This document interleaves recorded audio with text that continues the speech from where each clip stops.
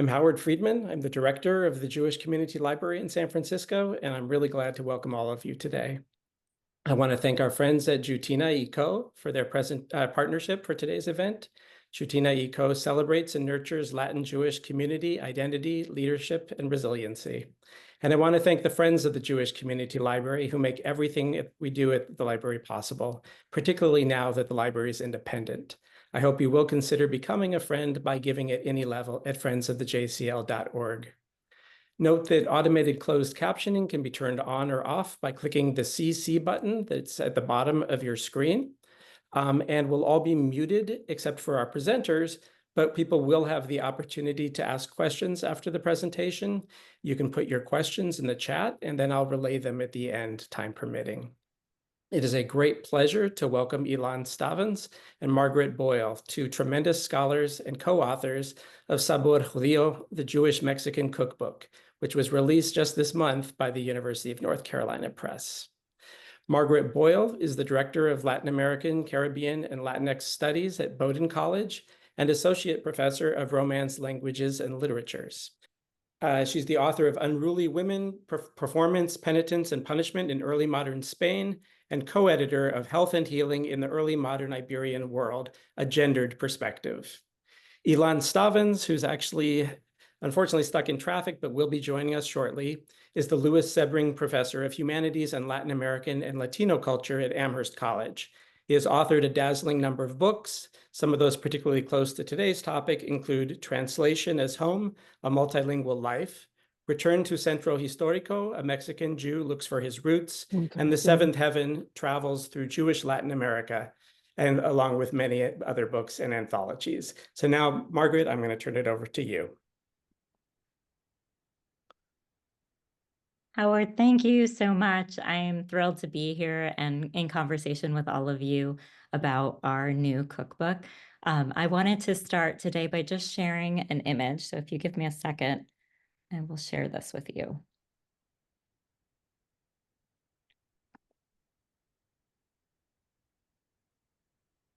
Right. Does everyone see this handwriting? Okay, perfect. So I wanted to talk about Sabor Judío, the Jewish-Mexican cookbook, by giving you an introduction to my own family history. Here in front of you, you see a handwritten letter from my great-grandmother, Raquel Saud. She's writing to my great-aunt, Estela, who at the time is living in Brazil. She had just moved away from Mexico. Those of you who can read this letter might be able to see that she's writing both in Spanish, and you'll also see some Yiddish in the kind of right side of the letter. And it's not just an expression of care from a mother to her daughter, but she's also teaching her how to prepare a recipe from home. And letters like these are what form the core of the book that we've produced together. And I just wanted to share this material because I think it's a way of helping bring some of these stories to life. All of the recipes in the book have been professionally tested and edited. So as a process of that, you lose contact a bit with some of these handwritten objects, and they're so meaningful to me, and this one is personal, so I wanted to share it with you. And I will close the screen for a second.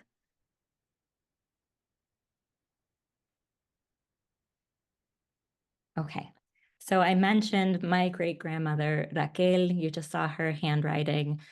This book started as a tribute on my side to both of my great-grandmothers. Raquel came from Lithuania to Mexico as a teenager, and my other great-grandmother, Malka, came from Poland to Mexico to marry my great-grandfather in the 1920s.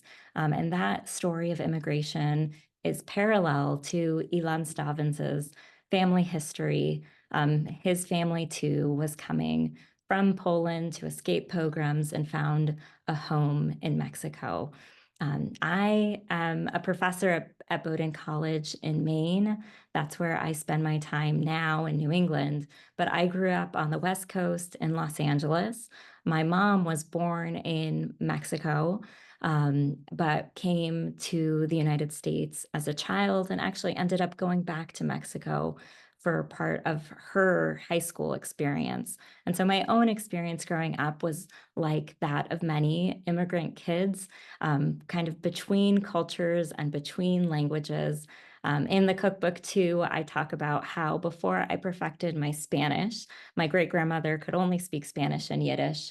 We spoke with each other through food. Again, this is a story that I think a lot of people share when you're moving from place to place. So I think about my Jewish Mexican identity as being tied to Mexico, but also being really tied to Los Angeles, to being tied to Spanish and to Hebrew and to Yiddish and to Ladino, which is a medieval language that is a place where I spend a lot of my time as a medieval and Renaissance literature scholar. So a lot of people have been asking, how did I meet the amazing Ilan Sta? I invited Ilan to give a talk at Bowdoin in Jewish studies. We have an annual lecture in Jewish culture at the college that's called the Spindel Lecture. And I was teaching a course on Don Quixote. He had just published this beautiful bilingual graphic novel adaptation of the novel. And I asked him to come up to the college and talk to students about that book and also about the history of crypto Jews, which is another one of his many research interests. And so, of course, I knew that Ilan is a giant in the Mexican Jewish world, or I will say the Jewish Latin American world more broadly. And so I knew that we had this shared family history, but it was really when he came to the college at that point and we spent time together and we exchanged stories about, oh, well, where did your family live and where did this person go to school, that we learned we had many, many things in common. And one of the things that we had in common is that we both had these family recipe books. And so we talk about these in the introduction of Sabor Judío. I was given from my aunt handwritten recipes from my great-grandmother, Malka, and some were directly from her, and others were documenting her cooking in the kitchen, and they're handwritten recipes across many hands.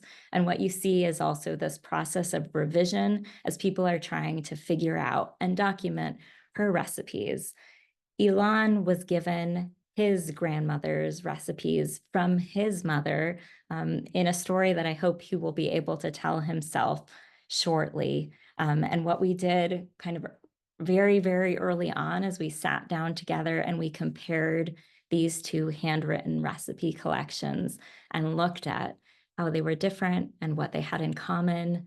And there were a lot of surprises. So we found out, for example, that both Malka and Miriam had in their recipe collections a recipe for a cinnamon sugar cookie that's infused with Modelo beer, which is a very popular, accessible beer across Mexico, also easy for us to get in the United States.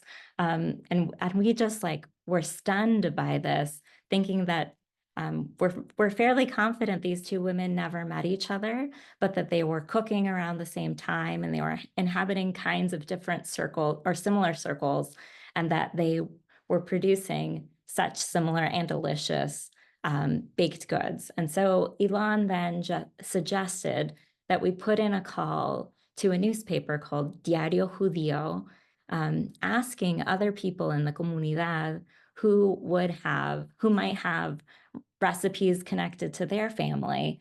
And it was at that moment that we just got inundated with submissions from families across Mexico and also in the diaspora, and went through this pretty massive process of trying to pare down the recipes, decide what it is that we wanted to include in the collection.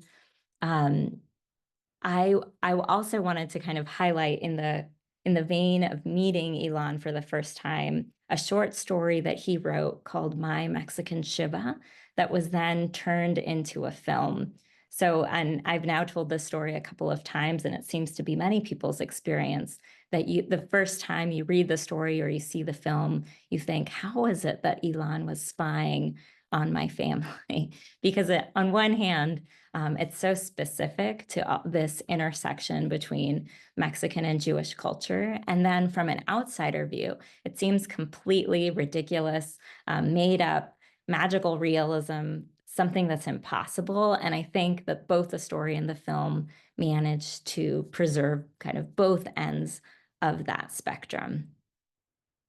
Um, I also wanted to chat with you all a little bit about the genre of the recipe and how I got into it. So many people have been asking Ilan and I, well, you two are both academic scholars, you're literary scholars. How is it that you are writing a recipe book, or is a recipe book academic? It's as another big question.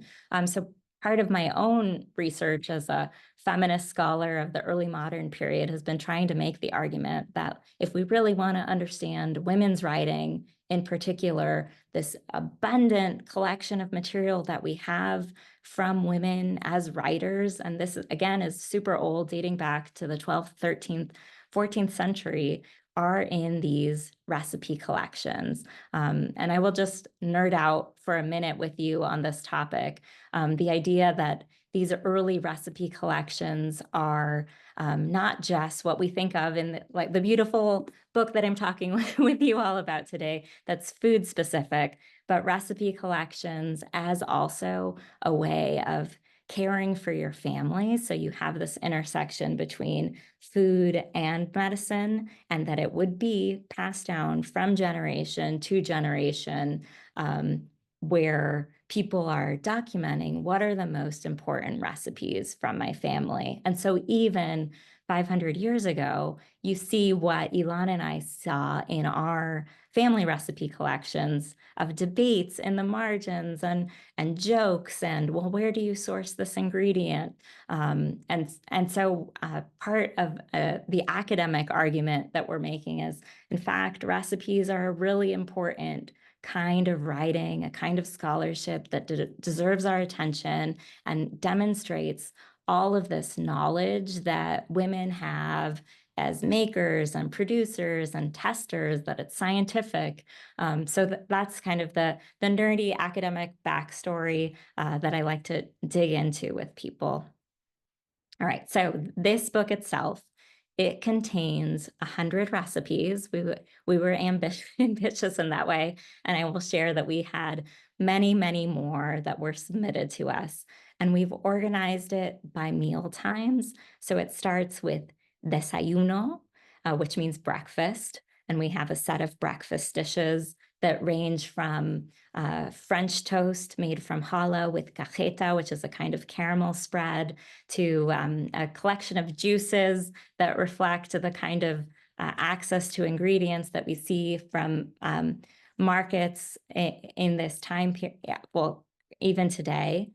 And then we move from desayuno to comida, which you could think of as a lunchtime, but in Mexico, this would be a later lunchtime, so maybe around 2 o'clock, and it would be the biggest meal of the day. And so this is where you're going to find a lot of the main rich dishes, where we're suggesting you prepare a hearty meal with multiple courses, and that you spend time lingering around the table with your family and practicing a concept that we describe in the book as sobremesa, which is the sitting down and talking slowly over and after a meal. And I will say that I have young daughters, and when we visit my family in Mexico City, or our family, they're always a little bit stunned by the amount of time that we can all spend at the dinner table. And sometimes it feels that we move from one long conversation and meal to a second long conversation and meal, but it's a practice that I think we can all benefit from. Okay, so we move from comida to cena, which translates to dinner. And there you will find not what we might think of as dinner recipes in a US context, but typically kind of lighter dishes that would be eaten around 10 o'clock at night. So maybe easier to digest too. And then we have a collection of postres and sobremesa and bebidas, so drinks and desserts that you could kind of incorporate after either the main lunch meal or after dinner. So following those sections, we have another section of the book that we call Fiestas Judías, that's all about the Jewish holiday calendar. When we were writing, we really wanted the book to be accessible both to Jews with deep knowledge of these holidays and traditions, but also provide some kind of guidance to people who are not familiar with Sukkot, who've never experienced the holiday, and give them some orientation to the customs and practices for Mexican Jewish families. And for each of our holidays, we have a suggested menu. And again, this is guidance, not that you need to ascribe to these menus only. We also have, because we are literary people, we have a bibliography, because what we hope is that through encountering these recipes, you will also be inspired to get to know some of the most prominent figures in Mexican Jewish culture. So we have family stories that I've mentioned, my family story, Ilan's family story, the families that communicated with us through Diario Judío. But we've also been so fortunate to be able to feature recipes from some really prominent Mexican Jewish writers. So for example, Miriam Moscona, who is a Sephardic poet, we include fragments of her poetry and also her recipe for tarator, which is a chilled cucumber soup in a yogurt base. It's fantastic in the summers or anytime that it's hot. Margot Glantz, who's a Mexican Jewish novelist, also contributes a recipe. We also have some major chefs whose names you might be familiar with. So Patty Heanich, who has My Mexican Table and her incredible documentaries on PBS, and a whole series of cookbooks. She's contributed one of the 3 recipes for matzo ball soup that we have in this collection. Hers has mushrooms and jalapenos infused into the broth. And a fun detail that happened for me in the process of writing this book was realizing that my great-grandmother Malka, who I love so much, is in fact in the same, and me too, we're in the same family tree as Patty Heanich. And so this is the story of the small world of Jews, that we're in fact all related to each other. So Patty Heanich is one of our celebrity chefs. Karen Dryhansky is another prominent chef. She owns these amazing restaurants in Mexico City. We tell her story, feature some of her recipes in the book. So I'd say those are some of the people that are alive today whose recipes and stories we are highlighting. I will also say that we've made an effort to tell stories, not just of people living in Mexico City, but like Ilan and I, who have migrated at different points to the United States. So there are 2 women who run a bakery in Chicago that was called Masa Madre. They are daughters of Mexican Jews, made their home in Chicago, and they've shared a cinnamon churro babka recipe with us. And we tell the story of why and how they are making their goods and selling them. So Ilan and I both come from Ashkenazi families. We're slightly different generations, but both of our families basically entered into Mexico in the 1920s. But we were really intentional when we created the book that we wanted to highlight the stories, not just of Ashkenazi Jews in Mexico City or in Mexico more broadly, but also Sephardic Jews from the 15th century to the present, as well as Mizrahi Jews. So there are all these kind of waves of immigration that happened, and kinds of cultural and culinary conversations that happens with fusion between these distinct groups. We tell the story also of major cultural institutions in Mexico City. So I will just name one, the Centro Deportivo Israelita. It's kind of like the JCC of Mexico City, created in the 1940s with the intention of being really open. So synagogues, for example, were still more separated between Ashkenazi and Sephardic communities, but a space like that was bringing together people from Sephardic, Ashkenazi, Mizrahi communities, and a little bit more solidarity and mixing than I think we see happen in the US today.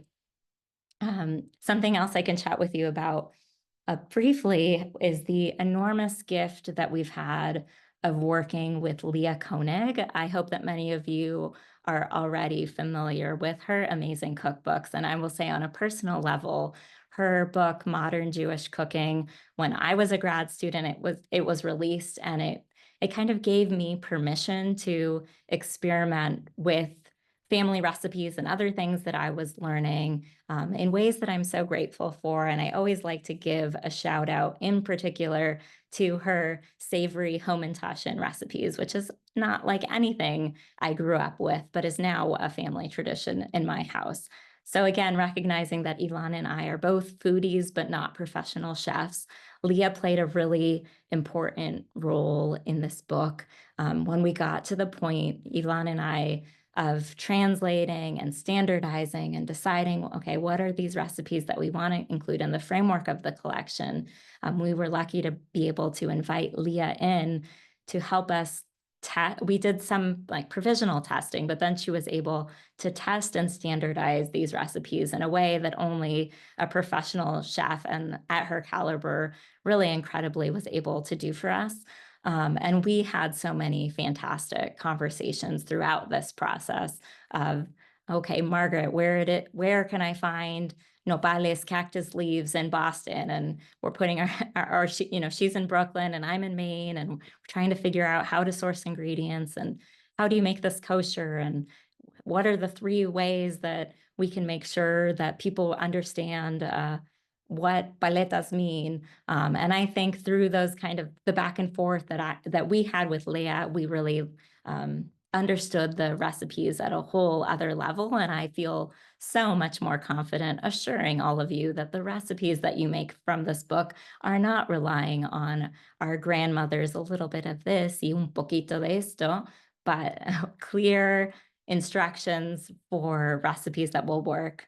I will highlight in particular my Baba Malika, which is what I called my great-grandmother, prepared this incredible chocolate babka that I absolutely adore, and so does every single member of my family, to the point that so I would go to Mexico kind of yearly and visit her and stay at her apartment. And of course, she would have babka waiting for us and all the other amazing food that she made. And when she would come to Los Angeles, when we were fortunate that she could make those trips, she would wrap her babka in foil and bring many, a whole suitcase full sometimes, to be able to distribute them to different family members. And I recently was just telling the story of how my parents, after my great-grandmother passed away, kept, and this, okay, I will just tell the story. They kept her babka in their freezer until I got married, about like 10 years later, and then pulled it out in order to have it be that she could be with us in some way for this milestone. And at that time, I thought, gosh, what are my parents doing? But I've come to appreciate that so many of us have these kind of freezer archives or refrigerator archives or pantry archives that tell the story of the people and the tastes that are with us and that are not with us. And this has been another kind of beautiful part of the project. How is it that she was able to preserve tastes from Poland in Mexico? And then how was it that her recipes changed over time when she got introduced to new ingredients and flavors? And again, I'm speaking about her in particular, but this is the case of every single individual that we highlight in the book. So I'm going to just show you a couple of images directly from the book. Can you see this? All right, so we were just telling the story of, and I see Ilan. And Ilan just joined us. Yes. So we were just telling the story of how meaningful it was for all of us to gather in Mexico City. And that image is our photographer, Ilan Sta. He put a a camera over the dining room table as we were all having a meal together, kind of celebrating that we've been through this like tough and amazing process of food styling and capturing the recipes for the book.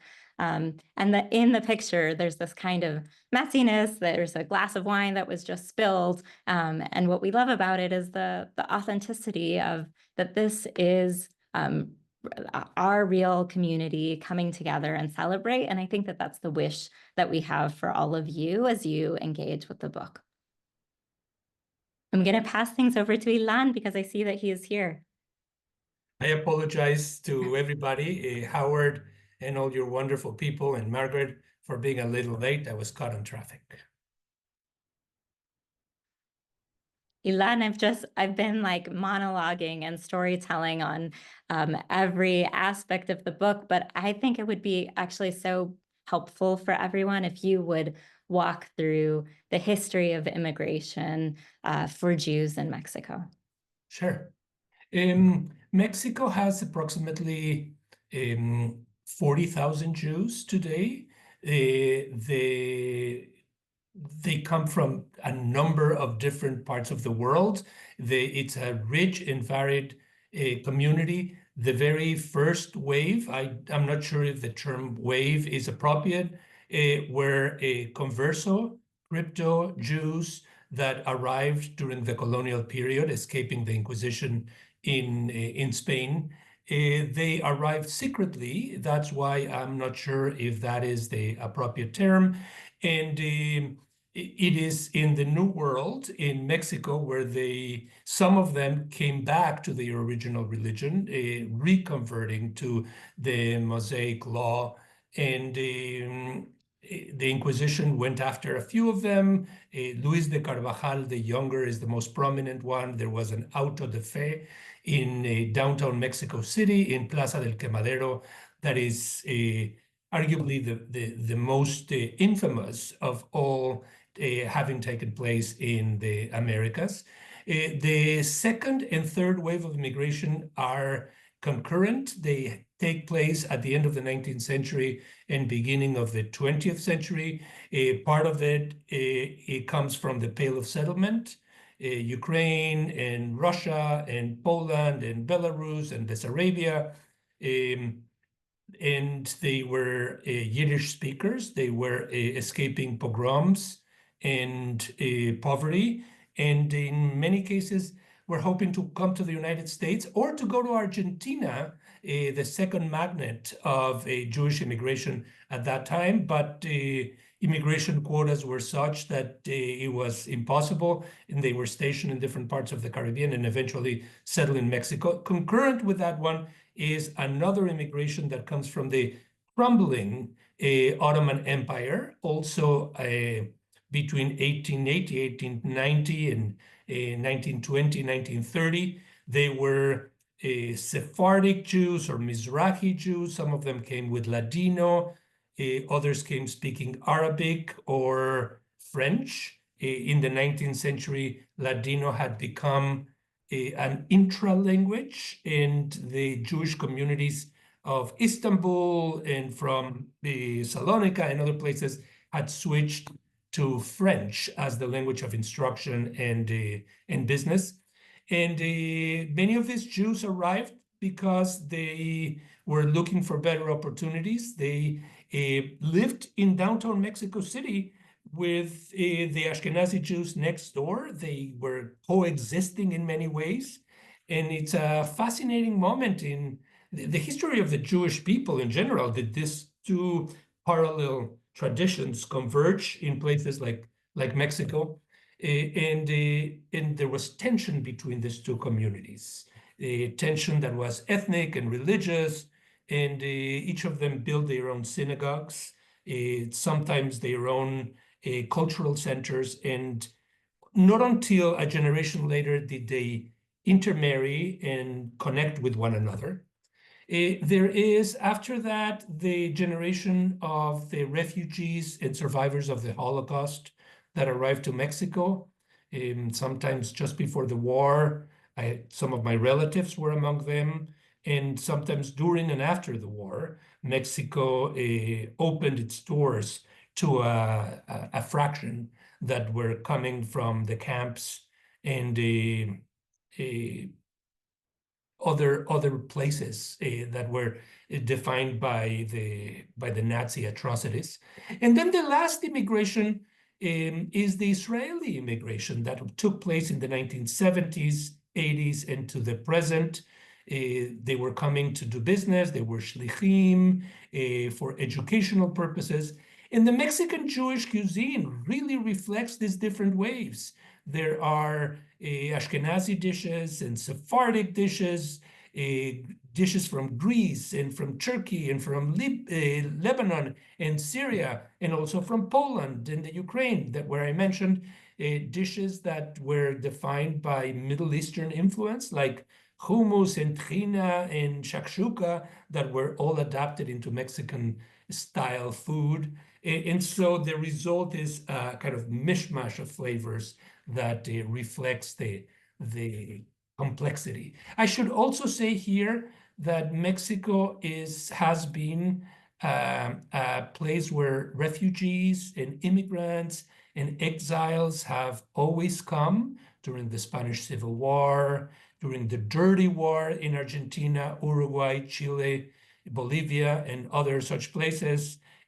Now there's a big American community that lives in San Miguel Allende and Cancun. So the influence of immigrants from different parts has always been reflected on the Mexican food in general. And to conclude this part, Mexico, as other parts of Latin America, have also received Palestinians. Mexico has roughly the same number of Palestinians as it has of Jews that came after 1948. In other parts of Latin America, Chile has the largest Palestinian community outside of the Middle East. So it's fascinating to see sometimes the tension in other parts of the world replicate itself or ease in our theater. Ilan, I've been talking so much about the context and the backstories of us building the book, but I think it might be a good time for us to talk about our favorite recipes. Do you want to name a couple? Oh, with pleasure. Out of 100 recipes, it's really hard to tell you which are my favorite, but there are a few that I keep coming back to. For Hanukkah in my house, we always cook latkes with mole. Mole is the chocolate-based sauce that you eat enchiladas with. It's dark and it has a sweetness to it, and it's just delicious. We prepare latkes with mole and sour cream and applesauce, and sometimes put a little bit of onion on top or sesame just to sprinkle it above. Another delicious dish that is one of my favorites is the brisket tacos and brisket tortas that we cook here in the Stavans household, and the arroz con leche, which has been, Margaret probably is tired of me repeating this, but the arroz con leche is the flavor of my childhood. It is made in a pudding-like, with a pudding-like texture, lemon peel. It has cinnamon. It has yellow raisins. It could have on top of it cherries or strawberries or, oh my God, it's my mouth is salivating. Back to you, Margaret. Yeah, so it's a problem that on the East Coast, for both of us, it's very close to dinner. So you have to be gentle with us as we keep talking about food. So I think I have mentioned that in our book, we have 3 different matzo ball soup recipes, and I think it's a testament to how much love there is for this dish across the Mexican Jewish community. I mentioned Patty Heenich's mushroom and jalapeno infused broth, but there's also a delicious one that's made in a caldo verde, which is infused with all these delicious herbs, and there's roasted corn in that broth too that really gives it so much flavor. And finally, and maybe most popularly, there's Chipotle-infused matzo ball soup that has noodles in the broth. But I feel like the thing I like talking about is that there's the Chipotle inside the matzo ball itself, which is can be a new experience for many people. I would add to this, Margaret, the gefilte fish with pico de gallo or gefilte fish with mango sauce. That you know, it adds a tropical layer to the landscape of the gefilte fish. In my and mango kugel too. I'm and from mango kugel as well. There's a lot of mango, the presence of mango in different places. My grandmother used to cook a delicious Veracruzana style fish for either Rosh Hashanah or Yom Kippur. It can be a flounder, it can be cod, and it is made with a sauce that includes olives and tomato and onion. It has a sweetness to it, and everybody, the moment that pescado a la veracruzana would arrive, all the very vociferous children and grandchildren and uncles you could hear the tone just going down and the flavor just circulating in the room, and everybody would congregate on the table. So that was one of the favorites. And I think it's a great dish for us to bring up too, because the pescado a la veracruzana is such a well-known Mexican dish, if you're familiar with the cuisine at all. But I think in putting together this book, it was the first time I thought about the port of Veracruz being referenced in the recipe and being such an important spot for Jewish immigration into the country.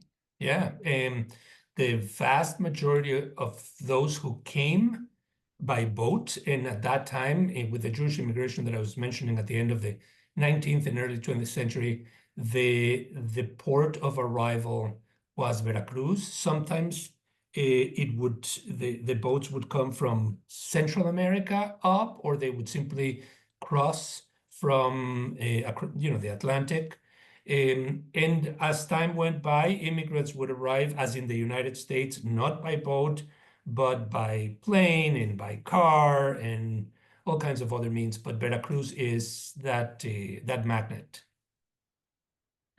I know that we want to save some time for you to ask us questions. I just will briefly say that you'll see in our cookbook that we infuse Spanish throughout. And I want to invite you, if you are interested, to talk with us in Spanish or English or throw any other language and see if we can answer you.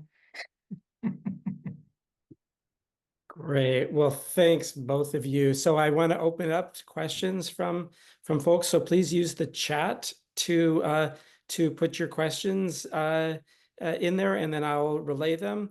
Maybe I'll just start with one, which is I know that Mexico City is the center of gravity for the Mexican Jewry, but I'm wondering if you can reflect a little on the experience of Jews in some of the other areas, particularly more isolated ones, and how it affected their existence, including food. Sure. The vast majority of Mexican Jews are located in Mexico City, in different parts of the city. And as with New York and other American cities, you can see the transition from the working class to the lower middle class to the middle class to the upper middle class as they navigate into another neighborhood. Most Mexican Jews in Mexico City started in downtown, the areas of La Merced, in the Calle Morelos, Juárez, and then they moved to Colonia Condesa, and they moved to Hipódromo, and to Narvarte, and from there they moved to Polanco, and from Polanco they moved north. So the suburbanization of Mexican Jews is reflected in the fact that they are going into the periphery of what is today Mexico City. The second largest concentration of Jews is in Guadalajara, in Mexico, is in Guadalajara, the city, in the state of Jalisco. That is a community that has a lot of links with the Mexico City one, but it has its own taste and its own approach to things.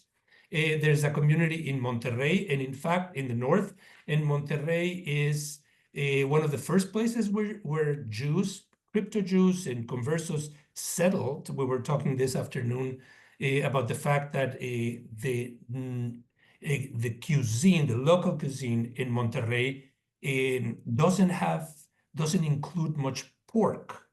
And that, in large part, has to do with the conversos that first settled there in the 16th century, late 15th and 16th century. There are also Jews in Cancun and in other parts, Mérida, in other parts of the Yucatan Peninsula and the south, very different from the north. And then Jews in the US-Mexican border, in Tijuana, especially, but also in Ciudad Juarez. I should add here, Howard, that just as there is a very diverse Mexican Jewish cuisine, Mexico unto itself has very different types of cuisine. So the food of the north of Monterrey and Sonora and Sinaloa is very different from the food of Oaxaca or Puebla. Puebla is very well known for its moles. In the Yucatan Peninsula has different flavors as well. So depending on where Jews are in Mexico, some of that local flavor will filter into the way they cook and eat. Great, thank you so much. So we have a number of questions. So Helen Block asks whether there are Ladino speakers remaining in Mexico and whether there's sort of only a few elderly speakers. There are, Ladino is a language that, while really not comparable in terms of speakers to Yiddish, Yiddish being the most prominent Jewish language, even more than Hebrew, for a long time, being part of the Jewish community. Ladino was spoken by some Jews that were coming from Turkey, Greece, Lebanon. There are very few that still speak Ladino today, though there is a slow yet palpable revival. There is a poet, Miriam Moscona, that writes her poetry in Ladino and has also written a memoir about growing up with Ladino being spoken by her Bulgarian parents. There is also Rosa Nisan, who is Sephardic as well, who features Ladino in her novels, one of them being Like a Bride. But it is a language, it is an endangered language, and a language that needs all the support that we can give to it.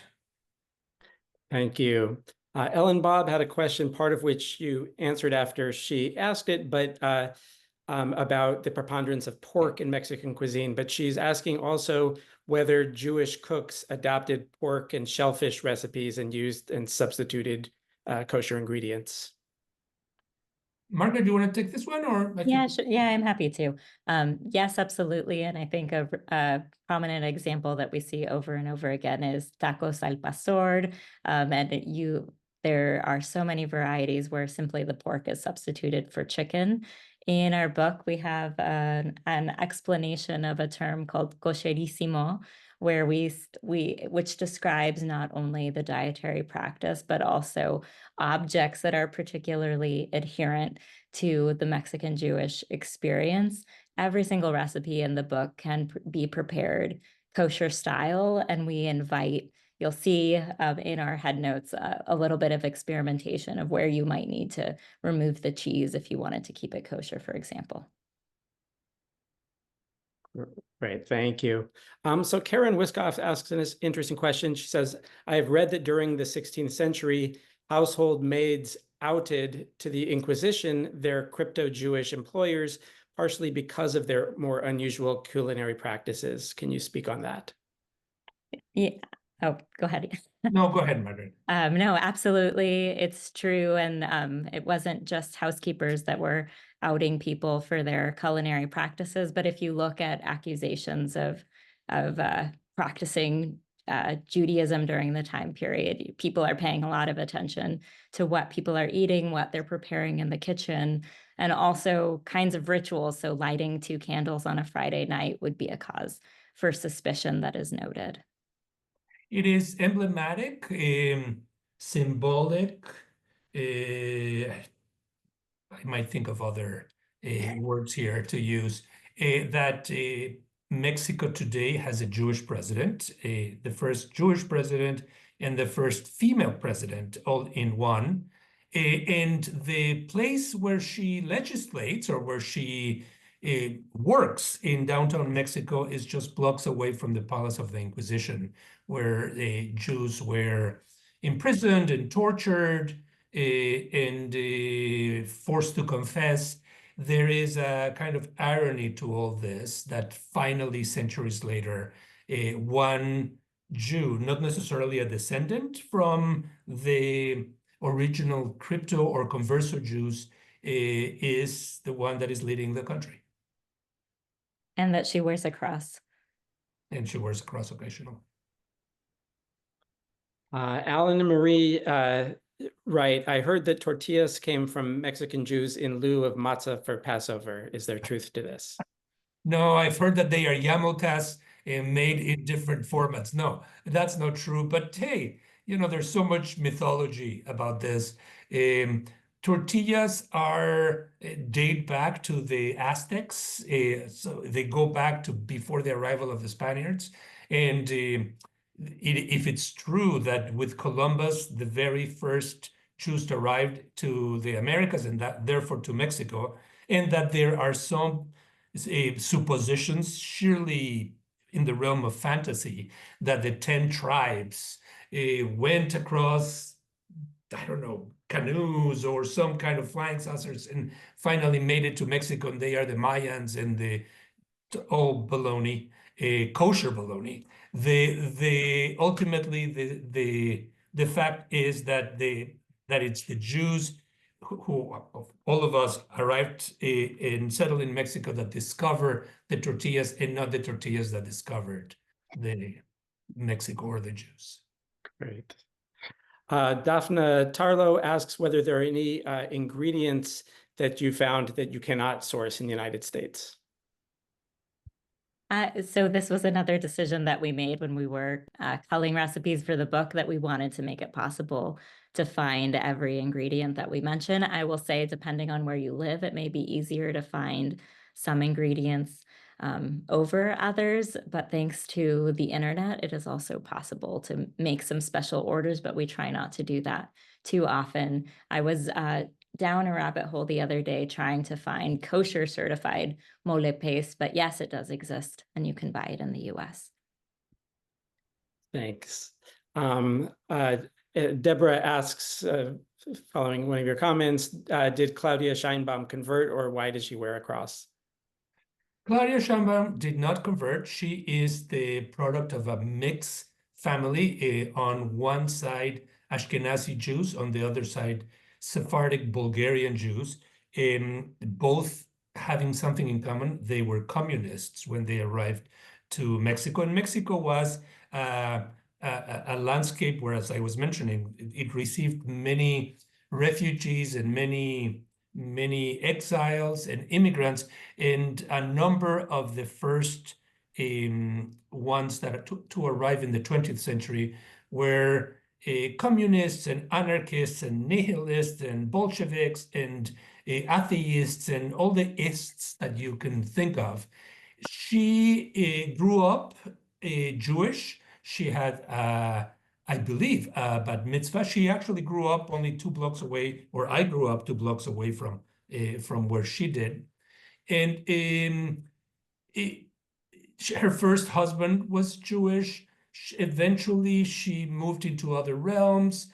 I think she married twice, but if not, she has a significant other who is not Jewish.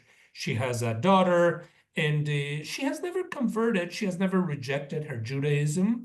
She never, coming from a family of scientists and anarchists and vultures, or in communists, at least descendant from there, religion never played a major role in the family. And so the fact that she, at one point during the campaign, used a cross and she was criticized for it, her answer was that a cross in Mexico is no longer a religious icon. It is an icon that unites Mexicans in different ways. And you can think of Frida Kahlo as being an example of that. Frida Kahlo also was not religious. So it was a way for her to connect with the population. She maintains a distance from the Jewish community, and the Jewish community maintains a distance from her. But I should stress that, as anywhere else in the world, some Jews maintain a distance from the Jewish community and others do not. So I don't think there's anything atypical in her. In fact, she sounds to me very Mexican Jewish. Thanks. Susan asked a question of Ilan. Any plans for an anthology of a Jewish Latin poetry collection, related to food? Related to food? Yes, I don't know if specifically. related to food, but there is just a collection that appeared 3 months ago. It's called I Am of the Tribe of Judah, and it's a collection of incredible and broad-ranging poems, all by Jews in Latin America, starting in the colonial period to the present, all in English translation with kind of broad introduction. Poems about food, I'll leave that to the next generation to do. Thanks. Daphne Tarlow asks if you have thought about looking at recipes from Jewish grandmothers, presumably in the United States, and how similar and how they would relate to the ones that you found in Mexico.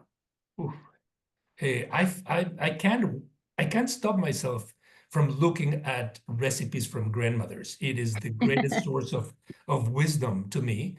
And I don't know if I arrived late, and I don't know if Margaret mentioned it, but the book started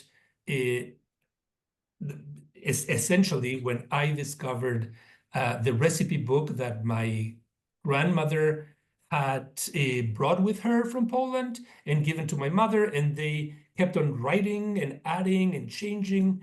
And just before my mother passed, she managed to copy it and send me a PDF. So that is the source of the book. And Margaret has a similar story. So the recipe books are really, I think Tolstoy say all happy families are alike, and all unhappy families are unhappy in their own way. Well, all happy and unhappy families, Jewish families, have a recipe book or some kind of book that brings them all together, where information passes. And I am sure that there are scores of recipe books in the United States, simply because there are many more Jews in the United States than in Mexico, that reflect the same type of fluidity and flexibility and malleability that these two recipe books that I was mentioning do. The incredible part about the one that I'm from my mother is that whenever you can see it, you can touch it.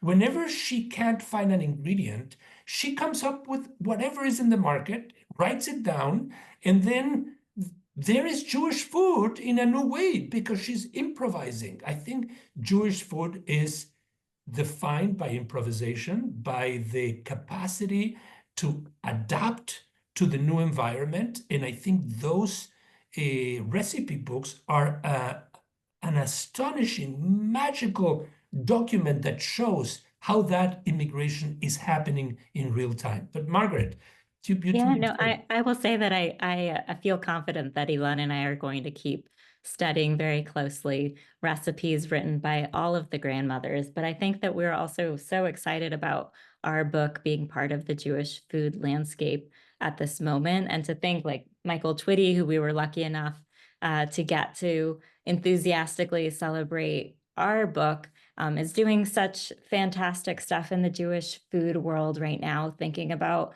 kosher food and soul food, right? So all of these intersect, or Jake Cohen's Jewish collection of recipes that came out just recently, the kind of experimentation that we're talking about in the Jewish Mexican context, you see in many other places across the US. Thank you. So Deborah asked a question. Actually, Ilan has a book that helps answer this question, but she asks, other than Mexico, Chile, and Argentina, are there active Jewish communities in other Latin countries? Oof, sure.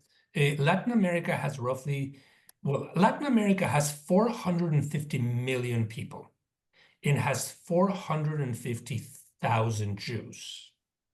The center of gravity, culturally, politically, demographically, is Argentina. Buenos Aires has more Jews than all the other Latin American countries combined. And Argentina was a magnet of Jewish immigration at the end of the 19th century and the beginning of the 20th century, more so than any other Latin American country. So much so that at one point it competed with Palestine and Uganda to become the place where the Jewish state would be built. And when you read Theodor Herzl's The Jewish State, Judenstaat, you will see a section where he talks about, well, what if we built our new promised land in the Pampas, on the border with Brazil and Uruguay and Chile? It would have been interesting as a parallel history to imagine what would that have been. Over time, other countries also received Jews, if they hadn't already with the previous in the colonial period with the crypto Jews. There are Jews in Colombia, in Venezuela, in Peru, in Panama, in Guatemala, in Mexico, in Puerto Rico, in Cuba. Have I mentioned Mexico? I hope. And just about everywhere in Latin America. I don't think there's a country that doesn't have Jews. Some of them are just a few. Others are like Argentina, close to 230,000 Jews. Brazil is the second in terms of size, with 160 to 180,000. It's a very important Jewish concentration in the world today, and increasingly a defining one for a variety of reasons in the entertainment sphere, in the business sphere, in the political sphere, in the literary sphere. I have a book called The Seventh Heaven, Travels Through Jewish Latin America, that tells the story of where the Jews live today. There are Jews in the jungle. There are Jews that have indigenous past that have come back to Judaism. There were Jews during the Dirty War in Argentina. It's a rich and varied and extraordinarily interesting landscape for Jewish life. Thank you. Ellen Bob has a question. This goes back to when Margaret was talking about the form of the cookbook and spoke eloquently to reasons why they're important. And she notes, I'm convinced, but would a tenure committee consider this a publication? If you want to speak about the role of the status of a cookbook in the academy. Oh, that's interesting. Yeah, I think it's interesting, but I will say that there's a group I was talking about, kind of medieval recipe collections, and there has been a real effort by a group of scholars to make the case for recipes being a legitimate form of literature produced by women. And I do think that there will be a sway. I think you have to make a persuasive argument at this point, but it's a abundant form of cultural production where we understand so much about people's lives. I can imagine bribing a tenure committee with some of the best dishes here and likely getting good results. Great. Thank you. Well, we're nearing the end of our time. We are going to send something to everybody who registered tomorrow with additional resources, including some of the books that were mentioned in the chat, which are excellent, so that you all have access to that. There's a question from Gabriel Rafael. Is there a possibility of getting an autographed copy of Sabor Judío? Yes. There's always a possibility. You start by getting a copy and then finding one of us. We're not hard to find. Or Some of us are have your going, local bookstore yeah, work with us too. some of us are going to be, we're going to be in LA, and then in San Diego, and maybe we'll go visit you in San Francisco at some point. Wonderful. Anything the two of you or either one of you would like to leave us with? I'd like to leave you with the smell and taste of latkes with mole, if I can invoke it. Believe me, if you try it, you will not forget it in your Hanukkah and the whole story of the Maccabees, who were really Aztecs in disguise, would acquire a totally different meaning. Great. Thank you so much for having us. This has been wonderful. Okay, thanks both of you. Thanks everybody for joining us. Thanks to Jutina Iko for co-presenting this program, and be well. And I hope that you have some good eating ahead of you. Okay, be well. Thank you all. Hasta luego. Bye bye. Bye.